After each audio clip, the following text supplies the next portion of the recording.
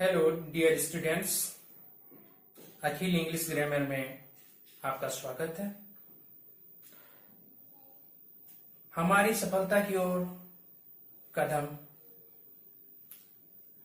Next जो topic है, जो हमारा टॉपिक स्पोर्टिंग एरर्स है, उसका सब topic third, kinds of sentences.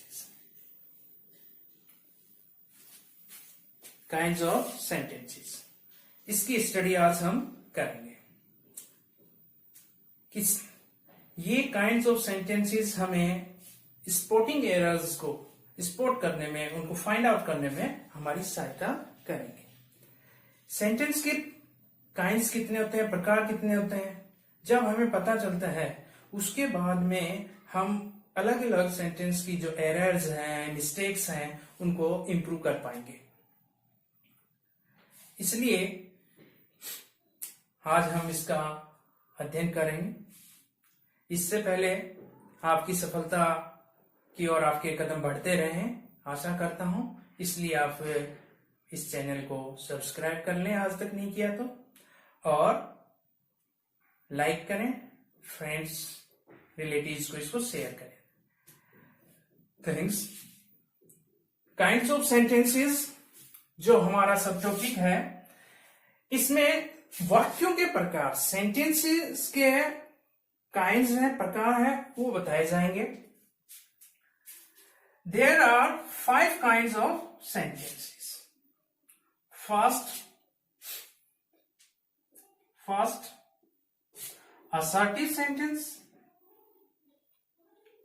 assertive sentence, second, interrogative sentence,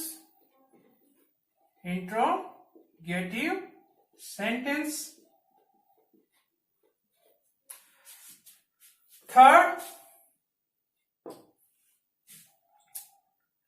imperative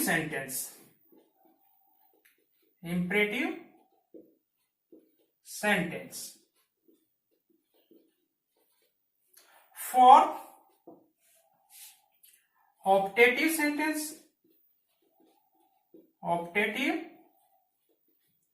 sentence, fifth, exclamatory sentence,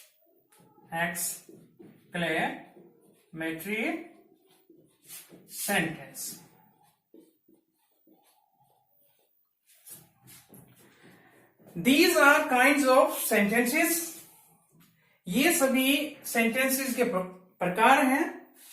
assertive sentence, interrogative sentence, imperative sentence, optative sentence and exclamatory sentence.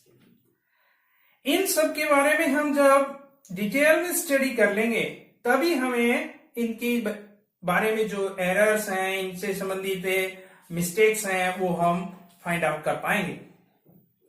इसी क्रम में हम आज first type of sentence, kind of sentence की study करने जा रहे हैं। First, assertive sentence.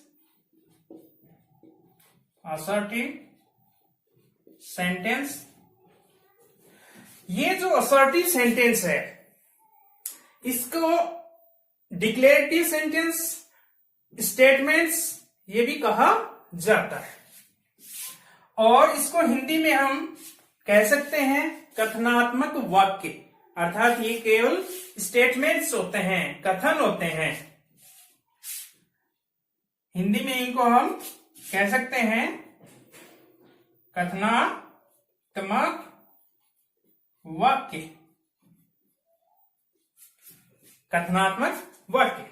Assertive sentence अपने आप में 2 प्रकार के होते हैं। There are 2 kinds of assertive sentence. First,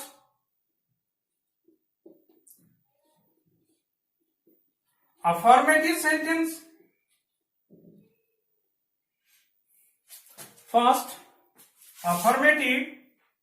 sentence second, negative sentence.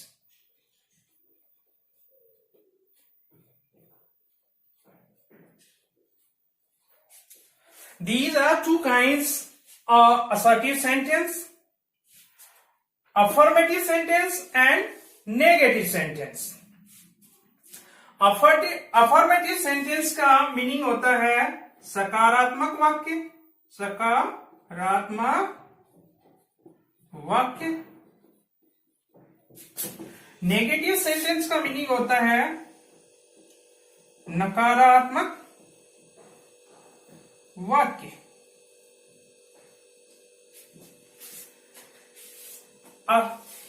First kind of assertive sentence, affirmative sentence को लेते हैं हम। अफर्मेटिव सेंटेंस, जो अफर्मेटिव सेंटेंस होते हैं वो हमेशा पॉजिटिव सेंटेंस होते हैं। उनमें हमेशा सकारात्मक विचार व्यक्त किए जाते हैं, कथन किए जाते हैं। इनमें कभी भी नो, नेवर, नॉट का यूज नहीं होता है। इन सकारात्मक वाक्यों में कभी भी नॉट, नो, नेवर, जो कि ये नेगेटिव वर्ड्स हैं, इनका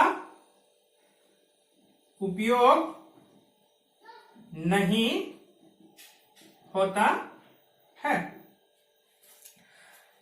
अफर्मेटिव सेंटेंस में नॉट, नो, नेवर का उपयोग नहीं होता है। और जिन भी सेंटेंसेस में नॉट, नो, नेवर नहीं आते वो अफर्मेटिव सेंटेंस कहलाते हैं। अफर्मेटिव सेंटेंस की जो स्ट्रक्चर है वो हमें ध्यान में रखनी है। उसी के हिसाब से हम इसकी जो एरर्स और मिस्टेक्स हैं उनको पकड़ पाएंगे। लास्ट क्लास में जो सेंटेंस पैटर्न था उसमें हमने जो बेसिक सेंटेंस स्ट्रक्चर्स थी, पैटर्न्स थे, उनको बारे में पढ़ा था। उसमें हमने देखा था कि सभी की स्ट्रक्चर जो सेंटेंस की है वो स्ट्रक्चर, जो सबसे बड़ी स्ट्रक्चर होती है वो होती है subject plus verb plus object oblique complement oblique adverbial, और लास्ट में एक साइन आता है। और अफर्मेटिव सेंटेंस में हमेशा जो साइन आता है वो फुल स्टॉप का आता है। ये साइन हमेशा फुल स्टॉप में फुल स्टॉप आएगा अफर्मेटिव सेंटेंस के बाद में। और जो इनका ऑर्डर है सब्जेक्ट, फिर वर्ब, फिर ऑब्जेक्ट, फिर कॉम्प्लीमेंट, फिर एडवर्बियल, और लास्ट में हमेशा फुल स्टॉप आना जरूरी है। यदि हम फुल स्टॉप को मिस कर जाएंगे तो वही एरर हो जाएगी।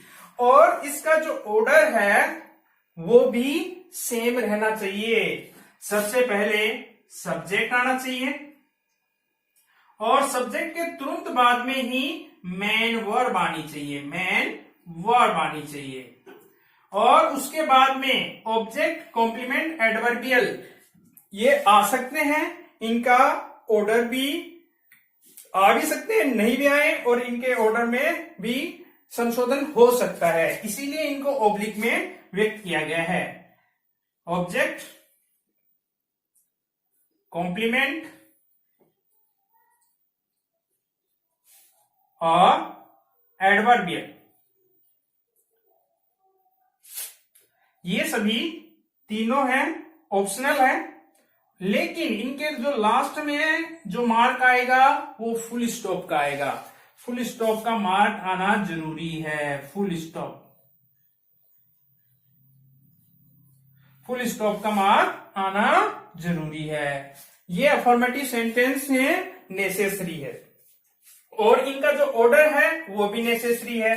सब्जेक्ट के तुरंत बाद में मेन वर्ब आनी चाहिए, ये भी आवश्यक है। इसी क्रम में हम कुछ इसके एग्जाम्पल लेते हैं।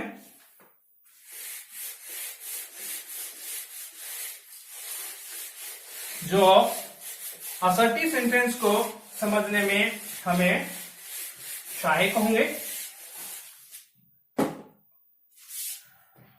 जो हमारा फर्स्ट सेंटेंस काइंड है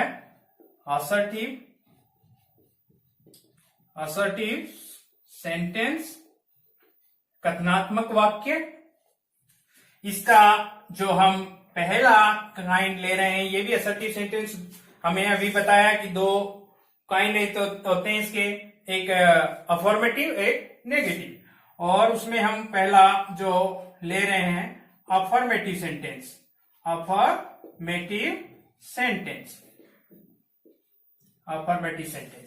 अफर्मेटिव सेंटेंस का मीनिंग बता दिया आपको, सकारात्मक वाक्य होता है।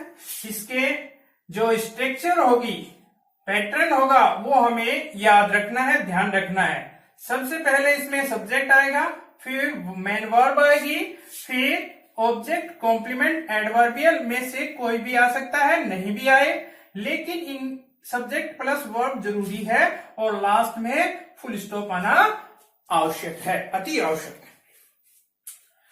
For example,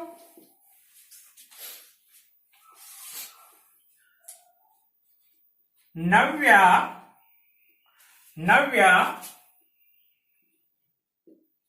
sing a song।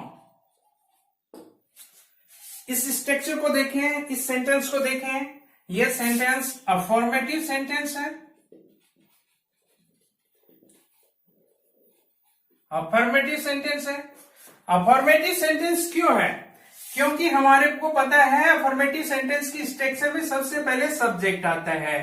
तो यहां नव्या सब्जेक्ट है, डूअर है, एक्शन कर रहा है, और उसके तुरंत बाद में मेन वर्ब आनी चाहिए। तो इसके तुरंत बाद में मेन वर्ब है sings. Navya sings a song, और उसके बाद में ऑब्जेक्ट आ गया। ऑब्जेक्ट, डायरेक्ट ऑब्जेक्ट है यहां पर। ये यदि स्ट्रक्चर है तो हम उसे अफर्मेटिव सेंटेंस कहेंगे। नेक्स्ट एग्जाम्पल,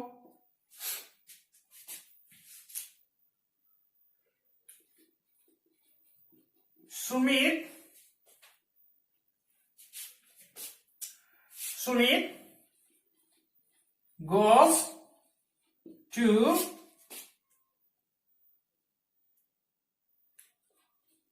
college, Delhi, और लास्ट में फुल स्टॉप। फुल स्टॉप आना आवश्यक है, जरूरी है, ये ध्यान रखना। इसमें इस एग्जाम्पल में आप देखेंगे सुमित है, वो तो यहां सब्जेक्ट के रूप में यूज हो रहा है। गोज मेन वर्ब है, टू कॉलेज है, वो एडवर्बियल ऑफ प्लेस है, और दिल्ली है, यहां एडवर्बियल ऑफ टाइम है, एडवर्बियल ऑफ टाइम। इनका ऑर्डर आपने देखा कि पहले सब्जेक्ट, फिर मेन वर्ब, फिर adverbial.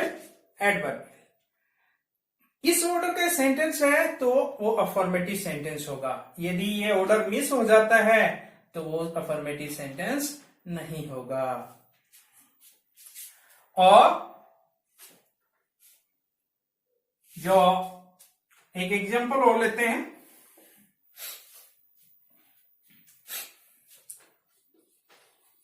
Rajendra has a nice house. Rajendra has a nice house. इसमें देखिए Rajendra use as a subject, has here use as main verb. A nice house is a complement, not object. It's a complement. और last में full stop. दूसरा mark हम नहीं लगा सकते, इसमें क्वेश्चन मार्क नहीं लगा सकते, एक्सक्लेमेटरी मार्क नहीं लगा सकते। यदि अन्य मार्क है यहां पर तो वो अफर्मेटिव सेंटेंस नहीं होगा। अफर्मेटिव सेंटेंस अभी होगा लास्ट में फुल स्टॉप हो। यहां पर भी देखिए पहले सब्जेक्ट आ गया, फिर एक वर्ब आ गई, हैज यहां मेन वर्ब के रूप में है, एंड नाइस हाउस यहां पर कॉम्प्लीमेंट है। इसके बारे में हमने कल सेंटेंस पैटर्न में कंसल्ट कर लिया था कि हैज के बाद में तुरंत कॉम्प्लीमेंट ही आता है, ऑब्जेक्टिव नहीं आता। Next kind of sentence, assertive sentence, negative sentence.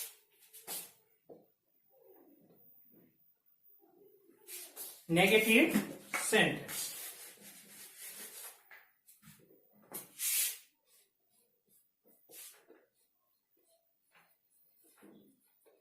Negative sentence.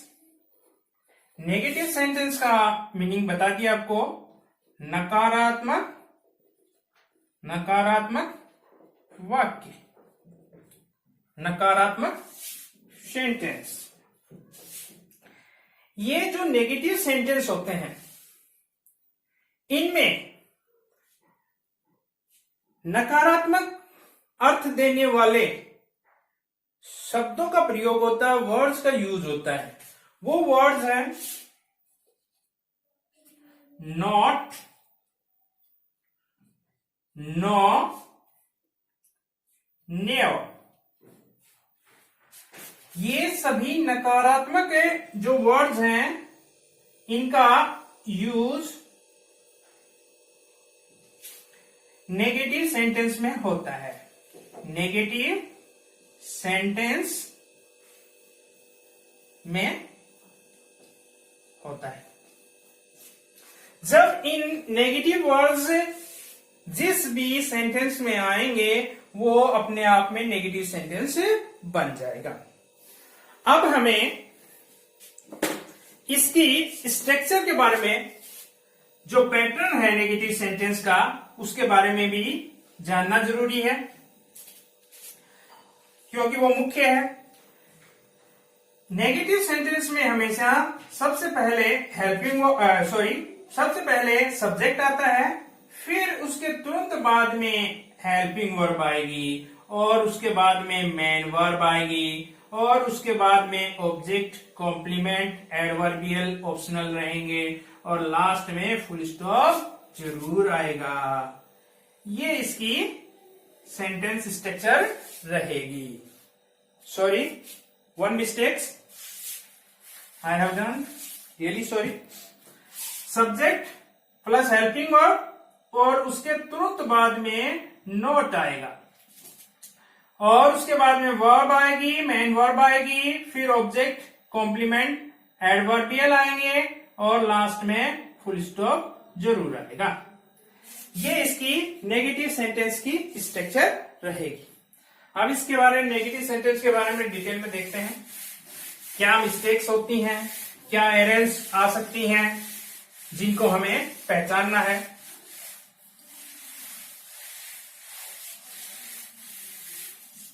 इसका जो सेकेंड असर्टिव सेंटेंस का सेकेंड काइंड है, ये टाइप है negative sentence.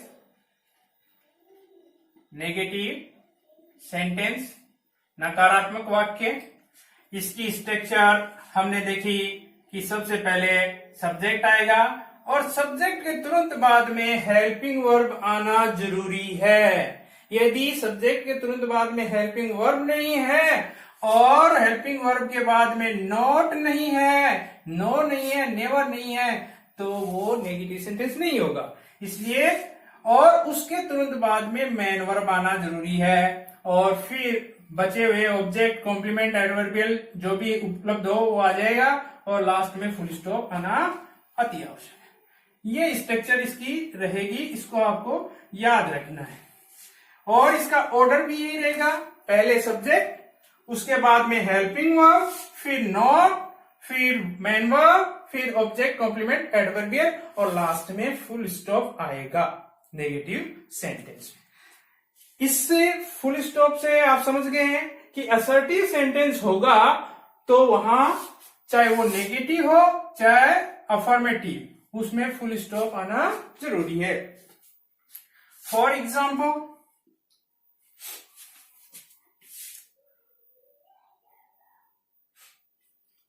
Sita does not eat a mango.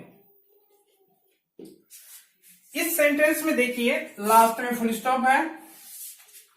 सबसे पहले Sita, Sita is a subject, और सीता जो सब्जेक्ट है उसके तुरंत बाद में हेल्पिंग वर्ब यूज हुई है डज, हेल्पिंग वर्ब यूज हुई है डज, और उसके तुरंत बाद में नेगेटिव नोट आ गया, और उसके तुरंत बाद में मेन वर्ब आ गई, मेन वर्ब, और उसके जस्ट बाद में है ऑब्जेक्ट, ऑब्जेक्ट आ गया यहां पर, और कॉम्प्लीमेंट एडवर्बियल भी आ सकते हैं। इसमें एज वी का मतलब, मेरा बार बार कहने का मतलब है helping verb, helping verb. Helping verb को हम दूसरा नाम हिंदी में सहायक क्रिया ही कहते हैं, सहायक क्रिया, और इसका दूसरा नाम है ऑक्सिलरीज, ऑक्सिलरीज। ये ऑक्सिलरीज की स्टडी हम पार्ट्स ऑफ स्पीच, जो एक टॉपिक होगा हमारा मेन टॉपिक, उसके बारे में, वर्ब्स के बारे में स्टडी करेंगे, तो उसमें आएगा ऑक्सिलरीज क्या होती हैं, मेन वर्ब क्या है, और वर्ब काइंड्स ऑफ वर्ब की क्या क्या होती हैं, कौन कौन सी होती हैं, उनके बारे में देखेंगे। अब तो हमें यही समझना है हेल्पिंग वर्ब है ये, इसको ऑक्सिलरीज भी बोलते हैं, सहायक क्रिया है, और इनके तुरंत बाद में नोट आना आवश्यक है। और ये अपने ऑक्सिलरीज लिमिटेड है, फिक्स है, दीज आर 24। इनके अंदर जो मेन ऑक्सिलरीज हैं और मॉडल ऑक्सिलरीज हैं, दोनों शामिल होती हैं। For example,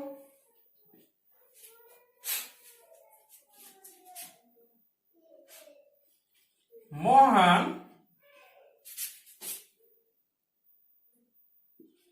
may not go out today.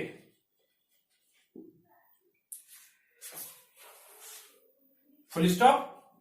इस सेंटेंस में आप देखेंगे Mohan used as a subject, may used as helping verb, not negative है, गो मेन वर्ब है, गो आउट मेन वर्ब है, today is adverbial, adverbial of time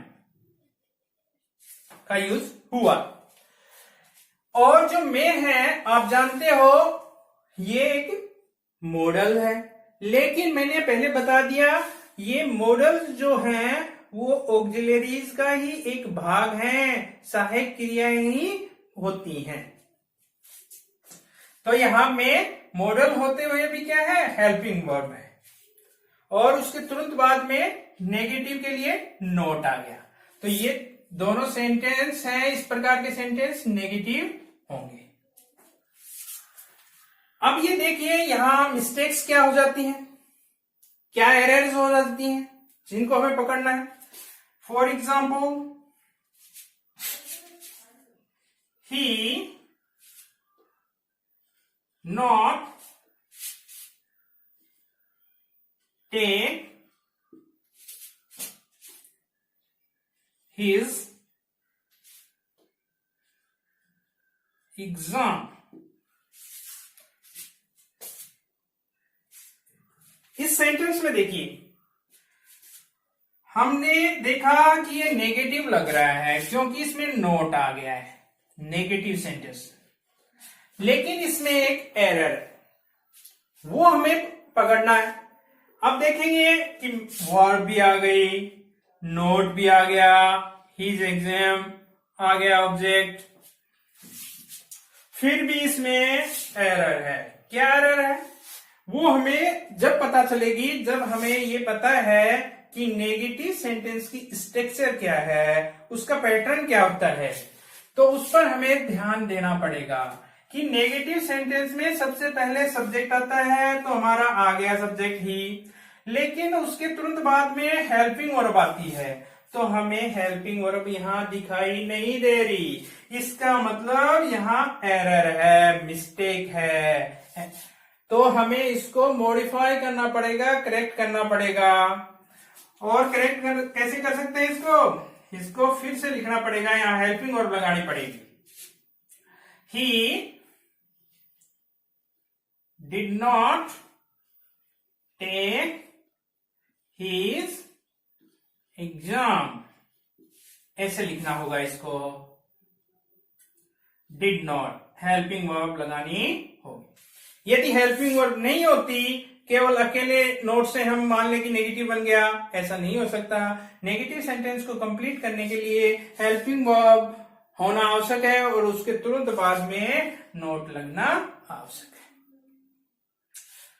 तो आज हमने देखा कि assertive sentence, there are two kind, affirmative sentence and negative sentence. इन दोनों सेंटेंस के स्टडी करने के बाद में हम next kind of sentence next class में लेंगे, इंट्रोगेटिव सेंटेंस। और इस प्रकार हम अपनी सफलता की ओर स्टेप बढ़ाते रहेंगे, कदम बढ़ाते रहेंगे, और हमें सफलता निश्चित रूप से मिलेगी, क्योंकि हम स्टेप वाइज चल रहे हैं, प्रत्येक कदम को संभाल के रख रहे हैं हमारी सफलता की ओर, हमारे उद्देश्य की ओर, हमारे लक्ष्य की ओर। आज इसी के साथ असर्टिव सेंटेंस कंप्लीट।